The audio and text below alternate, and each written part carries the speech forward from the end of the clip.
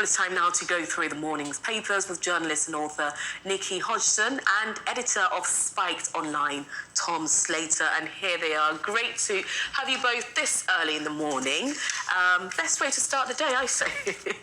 So let's just kick things off then. Let's just go through. There's so much to go on at, isn't there? So much to go through. And what I'm going to do, I'll start with you first, Nikki, because we're talking about sanctions. You know, Liz Truss making these comments in a Sunday Telegraph saying, you know, the sanctions could be ended if Putin plays ball, basically. Yeah, so she's made this announcement that basically she's going to come up with a concept of snapback sanctions, and these could be, basically, the sanctions that are now in place could be removed if Putin decides to withdraw from Ukraine, but they could also be immediately put back on if he escalates the situation again. Now, what isn't quite clear from her comments is whether this means he needs to withdraw from the Donbass region, which he is currently trying to liberate, so to speak. So that needs clarifying, because surely, you know, any invasion of Ukraine, any of the parts of Ukraine, is against international law. It's not really the sort of, you know, the tough line that you kind of think, you know, that should have. Is almost as if to say, you know, if you please, you know, do as we say, then look, we have this reward for you. You can have, you know, the sanctions back. But anyway, that's just how that's coming across there. I'll move over to you, Tom, because we're looking at the Observer, the front page, and that speech that Biden gave yesterday. So the headline there, as you can see, Biden, butcher Putin, cannot be allowed to stay in power. I mean, it looks as though at the end, he went off script there.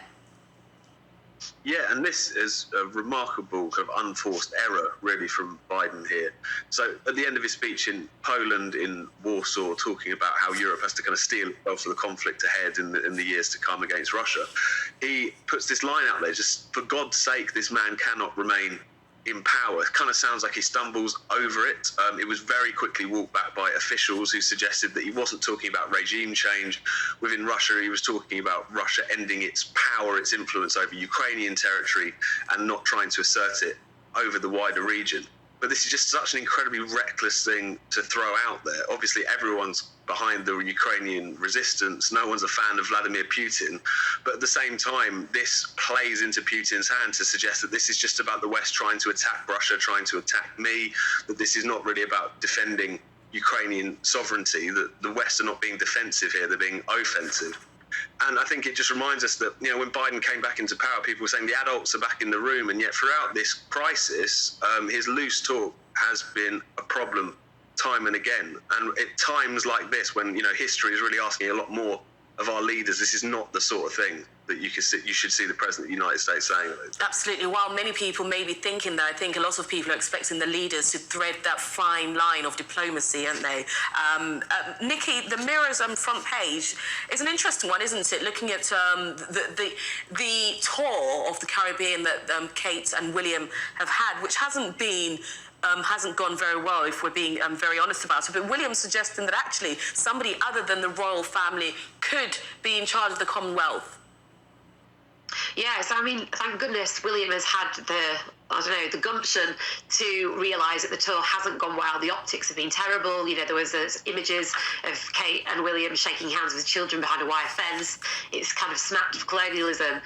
And William has apparently rewritten his final speech of the tour and come out and said, quite simply, I may never be head of the Commonwealth. And considering that the royal family tends to take, never complain, never explain tone of thought, usually, this is William really putting himself on the line. And the question will be, is it soon enough? Has it come soon enough in the process for him to kind of, make them look like they are actually doing the right thing? Almost feels as if there are sort of forced to say. But I guess it will also depend, wouldn't it, who is going to be in charge. If the royal family puts that person in, then I think they've kind of missed a trick, haven't they, of what the people of the Caribbean are asking for. They're asking for a complete change, basically. Tom, I'll come to you with the Express, because the Chancellor making the front pages again, of course. It's been a big week for him. But, you know, the headline there, solve cost of living crisis or you will lose the election. That's a stark warning there, isn't it? It is yet more bad front pages for Rishi Sunak after his spring statement. So the Sunday Express are leading on a poll which has revealed that 63% of people don't think Sunak has done enough to deal with the cost of living catastrophe that we're walking into, and that 67% are struggling to pay for their heating and energy.